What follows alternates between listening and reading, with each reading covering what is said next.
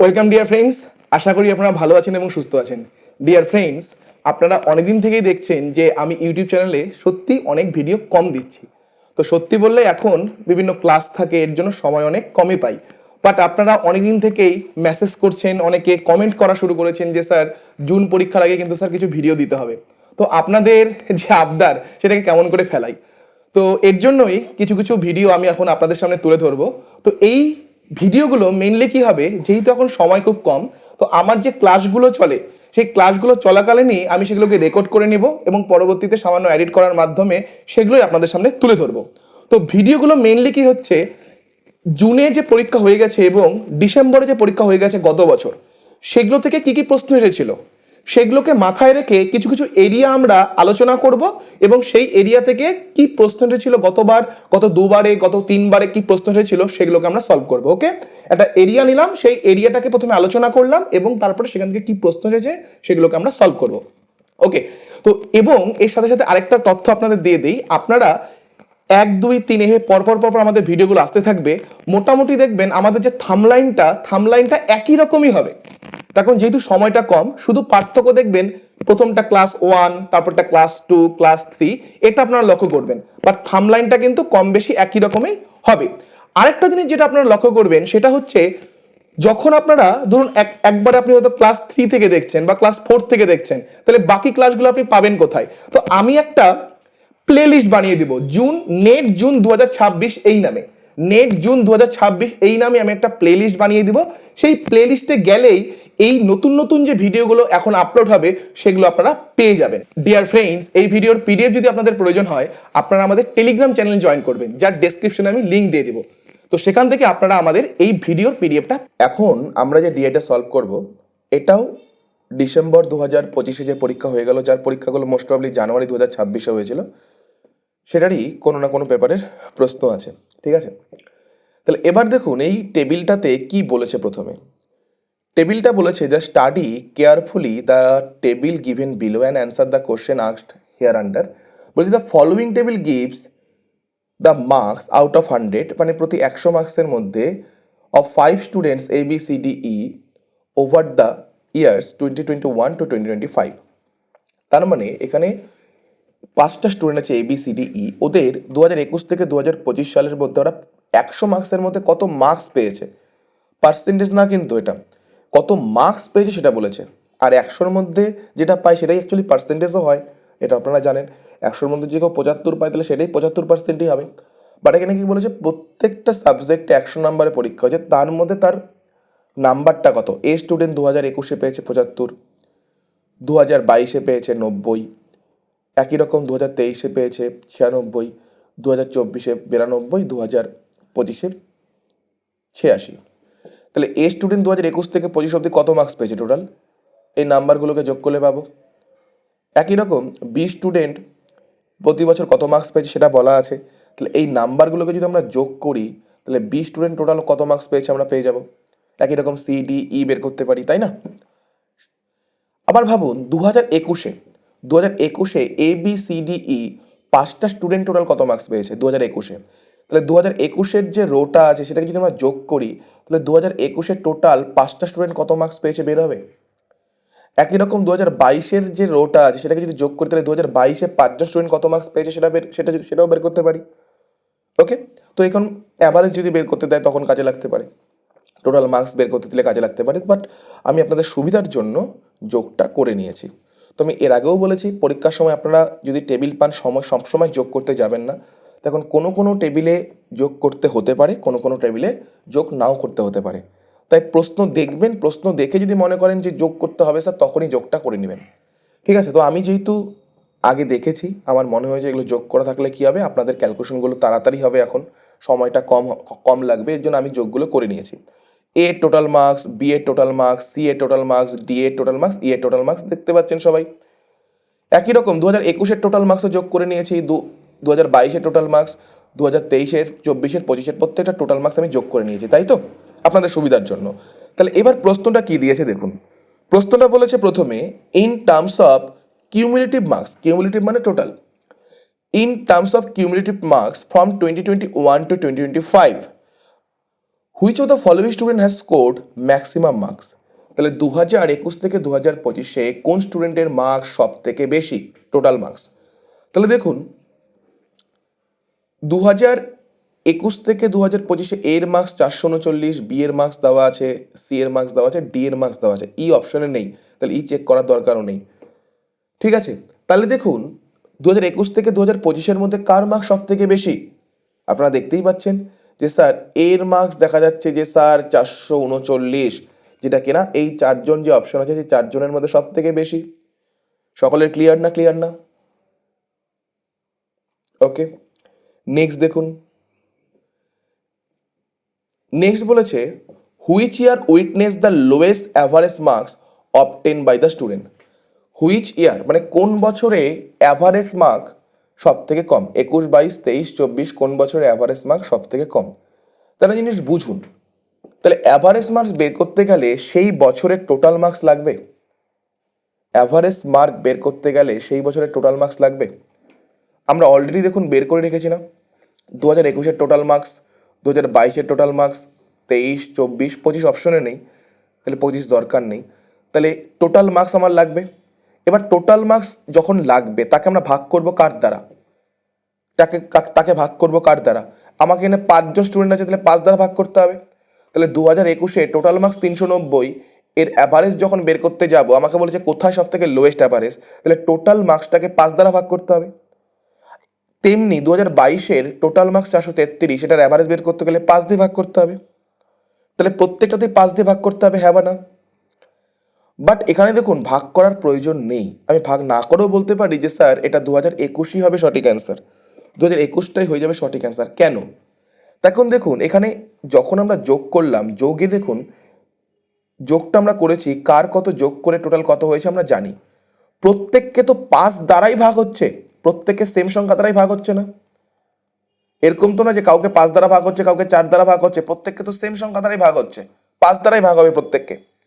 একটা জিনিস ভাবুন, কারো কাছে 100 টাকা আছে, কারো কাছে 200 টাকা আছে, কারো কাছে 300 টাকা আছে। আমরা যদি এই টাকাটা যদি 10 জনের মধ্যে ভাগ করি, সব টাকাটাই 100 টাকা 10 জনের মধ্যে ভাগ করলাম, 200 টাকা 10 জনের মধ্যে ভাগ করলাম, 300 টাকা যদি 10 জনের মধ্যে ভাগ করি, তাহলে কে বেশি পাবে কে কম পাবে? তাহলে টোটালটা যার কম ছিল সে কম পাবে, আর টোটালটা যার বেশি ছিল সে বেশি পাবে, অবভিয়াসলি। তাহলে যেহেতু একই নাম্বার দিয়ে ভাগ করছি, একই নাম্বার দিয়ে ভাগ করছি, তাহলে টোটাল দেখে আমি বলতে পারি কে হায়েস্ট হবে কে লোয়েস্ট হবে। তাহলে টোটালে যে হায়েস্ট সে হায়েস্ট হবে, টোটালে যে লোয়েস্ট সে লোয়েস্ট হবে। তাহলে এখানে আমরা বলতে পারি যে 390টা লোয়েস্ট আছে, তাহলে 390টাই লোয়েস্ট, আর হায়েস্ট বললে বি হতো, যেহেতু বি হায়েস্ট আছে। তাহলে এই ক্ষেত্রে যদি লোয়েস্ট বলেছে অ্যাভারেজ, তাহলে 2021-ই হবে অ্যান্সার। লজিকটা সবাই বুঝতে পেরেছেন? ওকে,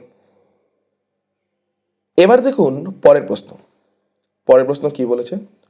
how many student experience continuous decrease in the marks obtain from 2023 to 2025?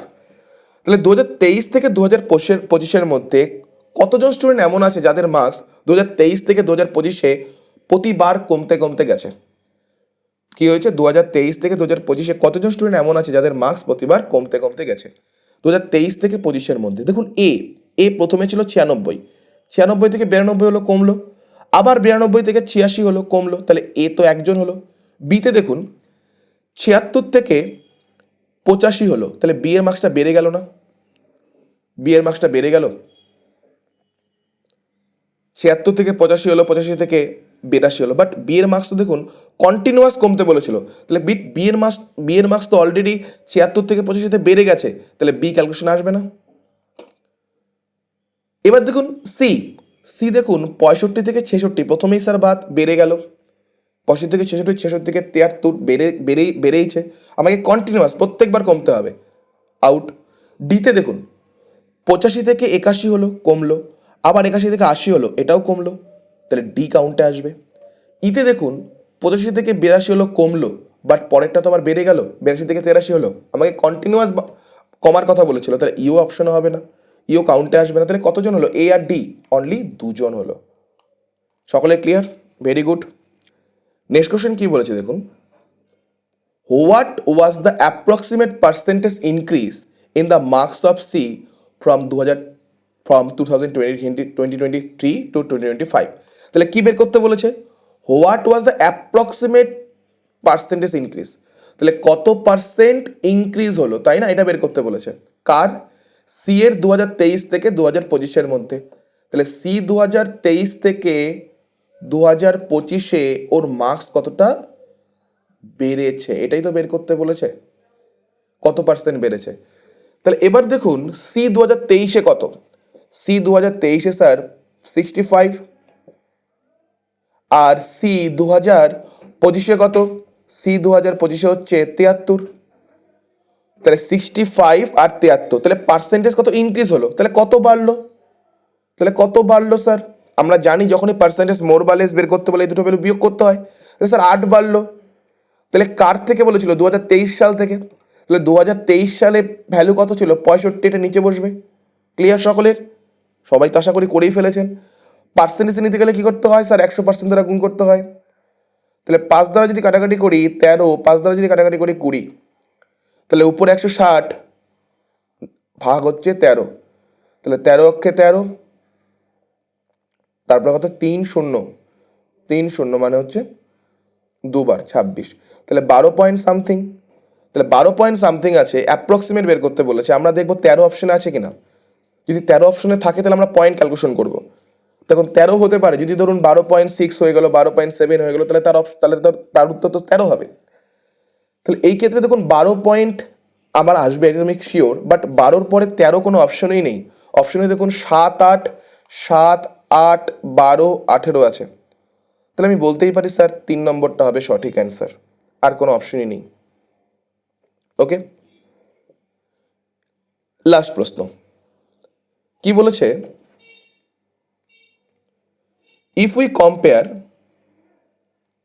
compare cumulative combined marks of student A and B over the years with those of student C and D, যদি আমরা এ বির মার্ককে এ বির cumulative মার্ককে C আর ডির cumulative মার্কের সাথে combine করি, মানে এ বির মার্ক কম্বাইন করলাম এবং সি আর ডি এর মার্কের সাথে কম্বাইন করে যদি কম্পেয়ার করি, তাহলে এ বির মার্কস টোটাল কত স্যার? এ হচ্ছে 439, এই মার্কসটাকে বি এর মার্কসের সাথে, তাহলে বি এর হচ্ছে 418। তাহলে এই দুটো মার্ককে যদি আমরা কম্বাইন করি তাহলে কত হয়? 7 হাতে থেকে 1, 5, 8, 887 হচ্ছে। কার সাথে কম্পেয়ার করতে বলেছে? সি আর ডি এর কম্বাইন মার্কসের সাথে। তাহলে সি আর ডি কত? 364 আর 416, তাহলে 364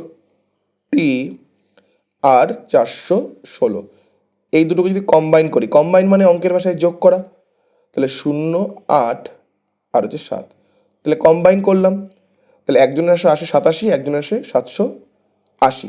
তাহলে কি বললো? Then the marks scored by A and B together was -% more, was are more than those scored C and D by approximately what percent. তাহলে মানে কি বললো? Then the marks scored by A and B together are dash more, তাহলে A আর B এর মার্কসটা কত বেশি then C and D, C আর ডি এর থেকে দ্য অ্যাপ্রক্সিমেট হোয়াট পার্সেন্ট, মানে কত পার্সেন্ট বেশি। আলটিমেটলি কি বের করতে বলেছে? কত পার্সেন্ট বেশি এ আর বি এর টোটাল কম্বাইন মার্কসটা। তাহলে পার্সেন্টেজ মোর বা লেস আমরা তো বের করতে জানি। স্যার এখানে আমি চোখ বন্ধ করে বলবো স্যার কত বেশি বা কম দুটো বিয়োগ করে যদি পাই স্যার আমরা 77 পাবো। 800 থেকে যদি 57-তে যাই 57, আর 780 থেকে যদি 800 যাই 20, তাই না? বিয়োগ পড়লে দেখুন মুখে মুখে হচ্ছে এই ক্ষেত্রে। 800 থেকে 887 যদি যাই তাহলে 57 পাবো, আর 780 থেকে 800 গেলে 20 পাবো, তাহলে 57 আর 20 মানে 77 হবে। অসুবিধা হলে নর্মালি বিয়োগ করবেন। তাহলে স্যার 77 বেশি কার থেকে বেশি? কমটার থেকে বেশি, 780 থেকে বেশি। আর পার্সেন্টেজে নিতে গেলে স্যার 100% দ্বারা গুণ করতে হয়, তাই না? 100% দ্বারা গুণ করতে হয়। তাহলে দেখুন উপরে হচ্ছে 770 আর নিচে হচ্ছে 78। দেখুন অপশনগুলোর দিকে তাকান, 77, 91, 15, 10 কত পার্সেন্ট হয় দেখুন। এবার একটা জিনিস বুঝুন, আমাকে তো পার্সেন্টেজ বের করতে বলেছে। 78-কে যদি 10 দ্বারা গুণ করি তাহলে 780 আসবে না? 78-কে 10 দ্বারা গুণ করে 780 আসবে। তাহলে উপরে যদি 780 থাকতো তাহলে আমার অ্যান্সারটা এক্স্যাক্টলি 10 আসতো না? তাহলে অ্যান্সারটা আমার এক্স্যাক্টলি 10 আসতো, হ্যাঁ বা না? উপরে যদি 770 না থেকে 780 থাকতো তাহলে আমার এক্স্যাক্টলি 10 আসতো। বাট দেখুন এখানে 770 আছে, একটু কম আছে, সামান্য কম, তাহলে আমার 9 পয়েন্ট সামথিং আসবে, বাট বলতে পারি 10-এর কাছাকাছি যাচ্ছে। আমার করার দরকার নেই, বাট আমি বুঝতে পারছি কিনা, তখন আমার 9 দিয়ে কোনো অপশনই নেই, 9 দিয়ে কোনো অপশনই নেই। 91 আছে, বাট 9 দিয়ে তো অপশন নেই। তাহলে 9 পয়েন্ট সামথিং আসবে, তাহলে 9 আর 10-এর মধ্যে কোনো একটা অ্যান্সার হবে। তাহলে 9 তো অপশনও নেই, তাহলে আমি নর্মালি বলতে পারি 10 হবে অ্যান্সার। যদি এটা কেউ করতেন 9 পয়েন্ট সামথিং পেতেন, করে দেখতেন 770/78 করলে 9 পয়েন্ট সামথিং পাবেন। বাট আমার যেহেতু 9 অপশনই নেই, আমি বুঝতেই পারছি স্যার এটা 10-এর কাছাকাছি যাচ্ছে। তখন 78-কে 10 দ্বারা গুণলে 780, উপর 770 আছে। তাহলে আমরা না করেও বলতে পারি 10 নম্বরটা অ্যান্সার, সরি 10 নম্বর অ্যান্সার মানে হচ্ছে 4 নম্বরটা অ্যান্সার। এখানে দেখুন একটা জিনিস বুঝুন, আমি কেন বলেছিলাম সবসময় টেবিল থাকলেই আগে যোগ করতে যাবেন না। তখন দেখুন এখানে যদি আপনারা লক্ষ্য করেন, আমি যদি ভুল না করি, আমাদের ABCD এই 4টার যোগ কাজে লেগেছে, আবার 21 থেকে 24 এই 4টার যোগ কাজে লেগেছে। যদি দেখেন এর যোগও কাজে লাগেনি, 25-এর যোগও কোনো অঙ্কে কাজে লাগেনি। যোগটা টোটাল যোগটা কোনো কোনো অঙ্কে কাজে লাগেনি, 25-এর যোগটাও টোটাল কাজে লাগেনি, বা এর যোগটাও কোনো অঙ্কে কাজে লাগেনি। তাহলে আমি যদি করি পরীক্ষায়, তাহলে আমার সেটা যোগ করতে, দুটো যোগ করতে মিনিমাম 1 মিনিট বা 30 সেকেন্ড সময় তো যাবে, বা 40 সেকেন্ড সময় তো যাবে। তো আমি কেন করব? ডিয়ার ফ্রেন্ডস, আপনাদের ভিডিওটা কেমন লাগলো অবশ্যই আপনারা কমেন্ট করে জানাবেন।